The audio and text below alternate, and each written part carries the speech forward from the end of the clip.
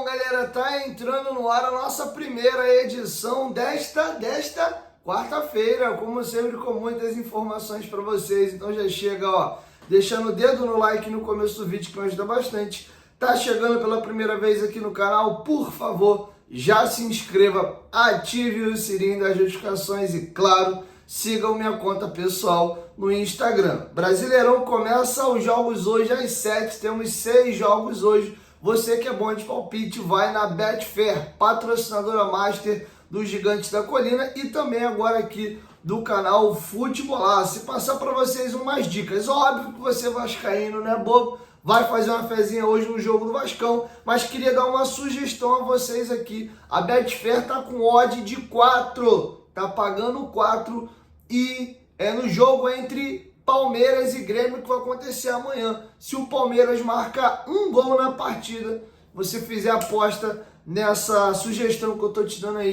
você ganha aí, a cotação tá 4. Então, ó, dica bem legal, é muito provável que o Palmeiras marque contra o Grêmio, independente de vitória, só se o Palmeiras marcar um gol. Então, acho que é uma odd bem legal aí, 4, já pensou? Coisa bem interessante, tá? Lembrando que a Betfair é patrocinadora master do Clube de Regatas Vasco da Gama. Você clicando no link da descrição do vídeo, do primeiro comentário fixado, se cadastrando aqui. Além de você apostar com tranquilidade na das maiores bets do planeta, você estará ajudando o Clube de Regatas Vasco da Gama, beleza? Pensou em apostas, pensou na Betfair. Betfair, parceira do Vasco e também do canal Futebolaço.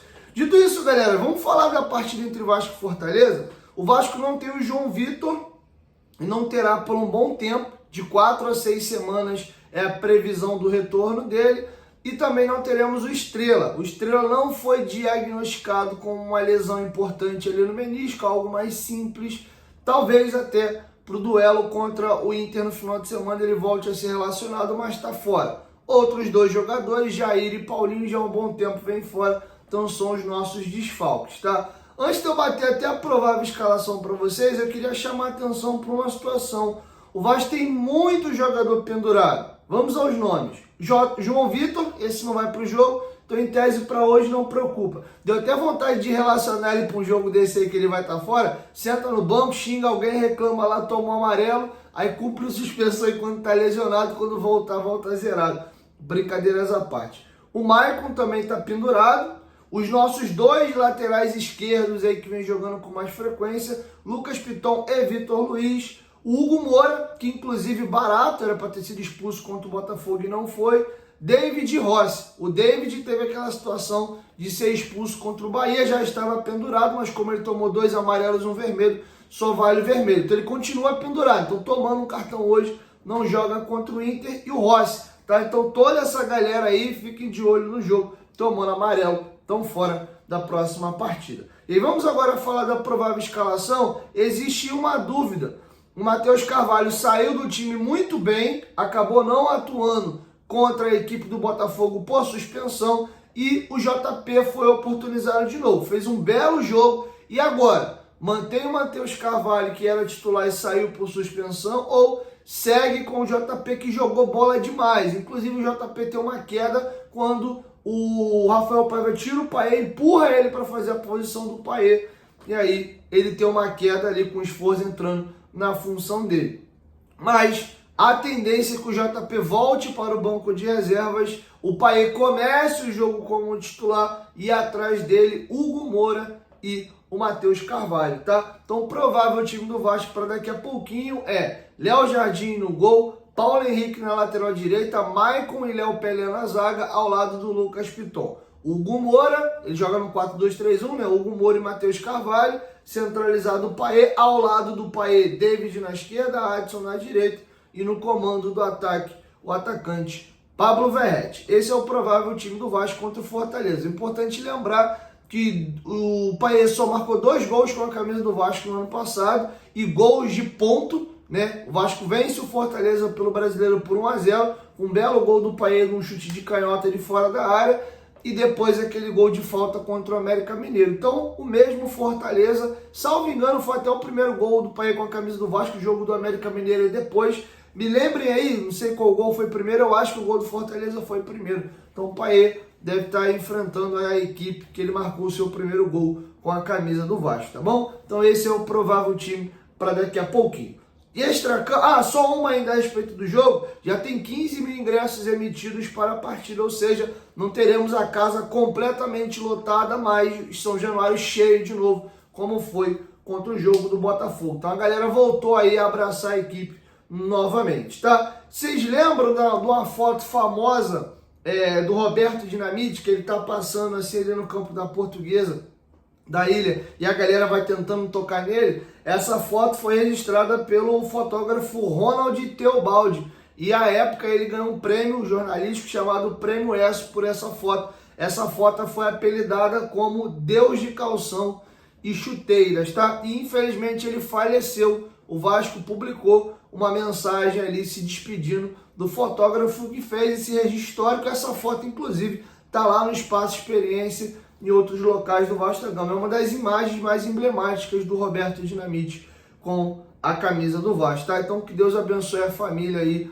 e desejar condolências para esse momento de dor. Extracampo, trouxe para vocês uma informação que preocupou muito ontem, que o Vasco tinha atrasado o RCE. Era para pagar até o dia, para pagar no dia 5, tem prazo de 20 dias de atraso, ou seja, até o dia 25 não pagou. Ontem era 2 de julho e nada. O juiz centralizador responsável pelo RCE emitiu um ofício intimando o Vasco a realizar o pagamento em até 10 dias. Se esse pagamento não fosse feito, o Vasco poderia receber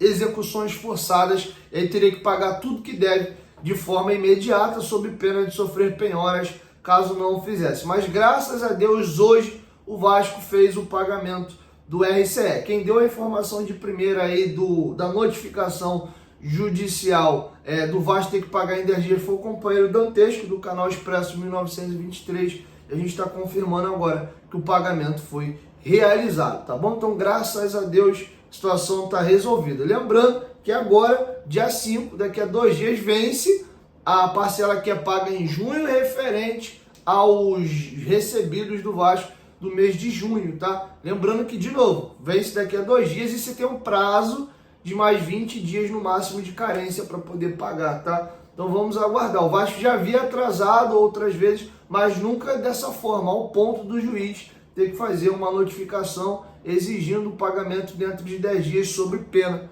de sofrer essa penalização. Deus me livre. Vasco com as contas toda penhorada, bloqueada.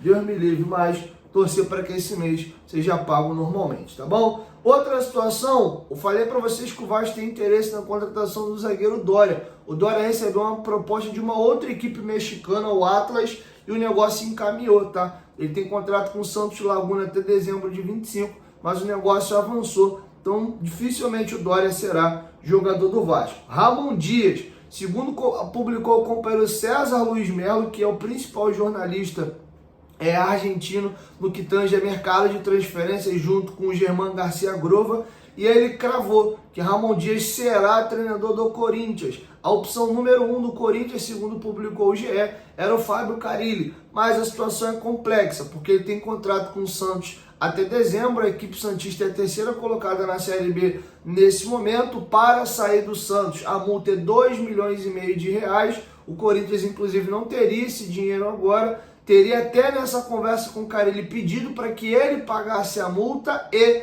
o Corinthians devolveria esse recurso, aumentando o salário dele de forma parcelada. Isso viria acoplado no seu salário, tá? Era um nome mais forte no Corinthians, mas não chegava a ser um nome de consenso. O último título do Corinthians foi em 2019, sob o comando do Carille, tá? Então, a situação, por ser complexa, inclusive tem uma situação que está tramitando na FIFA, da ex-equipe do Carille, uma equipe japonesa, que alega que ele saiu de forma errada do Corinthians. Inclusive o clube ao qual ele tiver pode ter que indenizar o clube japonês por a saída dele de lá. Isso está correndo junto à FIFA. Então, por todo esse cenário, o Corinthians pisou no freio. E o Ramon Dias recebeu o contato e deu um ok positivo, tá? Inclusive, a proposta que o Corinthians fez é para ele ganhar menos do que ele ganhava no Vasco, e eles teriam dado já o ok. Teriam algumas pendências, os agentes do Ramon Dias estariam vindo ao Brasil para finalizar as diferenças. A tendência é que o Ramon Dias e seu corpo técnico, né, isso inclui o Emiliano Dias,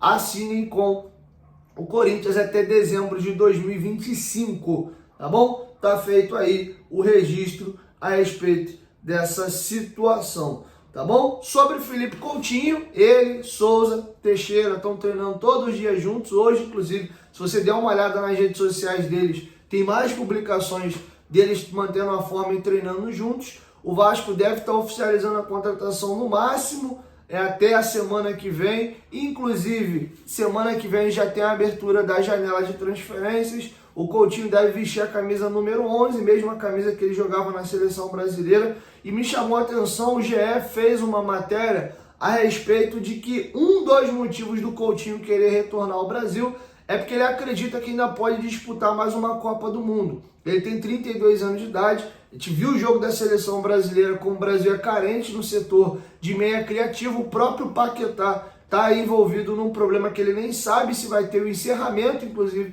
da sua carreira, de uma denúncia com relação a possível esquema ali com questão ali de bet. Enfim, então é uma posição muito carente. Ele terá 34 anos na Copa do Mundo. O auge dele com a camisa da seleção foi em 2018 e me chamou a atenção. Ele tem 69 jogos com a camisa da seleção principal, é muito jogo, e ele tem 21 gols marcados e 8 assistências. Ele faz até mais gol do que dá assistência. E um detalhe interessante, na era Tite, ele foi o terceiro artilheiro da seleção brasileira. Só quem marcou mais gols do que ele com a camisa do Brasil foi o Neymar, um absurdo, um monstro, e o Gabriel Jesus, tá? Então nem lembrava que o Coutinho tinha todos esses números aí com a seleção brasileira. Ele tinha chances de ser convocado para a Copa de 22, mas 2 dias antes da convocação final, ele teve uma lesão na coxa no Aston Villa e nem tinha condições de disputar aquela Copa, tá? Então, inclusive, ele tem essa frustração consigo e vai querer dar a alma aí com a camisa do Vasco para se aproximar da amarelinha. Lembrando que Dorival Júnior foi quem o lançou no Vasco ali em 2009. Então, o treinador conhece bem Felipe Coutinho. E a seleção brasileira ainda mexe com o jogador e ele sabe que no Brasil teria mais chances aí de estar próximo da seleção, porque ele já não tem nível hoje ainda para jogar nas principais ligas europeias, tá bom? Então é isso, galera. Assim a gente vai encerrando a nossa primeira edição. Logo mais eu volto com o meu pós-jogo, tá bom? Quero te ouvir. Deixa a sua opinião aqui embaixo nos comentários e se cadastra lá na Betfair. Faz a tua fezinha no jogo do Vascão hoje. Tem essa odd bem legal do jogo aí do Palmeiras com a equipe do Grêmio. E lembrando também que é um parceiro do Vasco. Mas, pô, Dieguinho, não vou apostar agora não tem problema não. Faz só o teu cadastro lá, já deixa feitinho. Quando você quiser fazer a tua aposta, já tá feito. Dá essa moral aí, ajuda também o nosso amado Vasco da Gama, beleza? 1, 2, 3, futebolaço. Tamo junto, família. A qualquer momento a gente volta mais, tamo junto. Valeu, fui!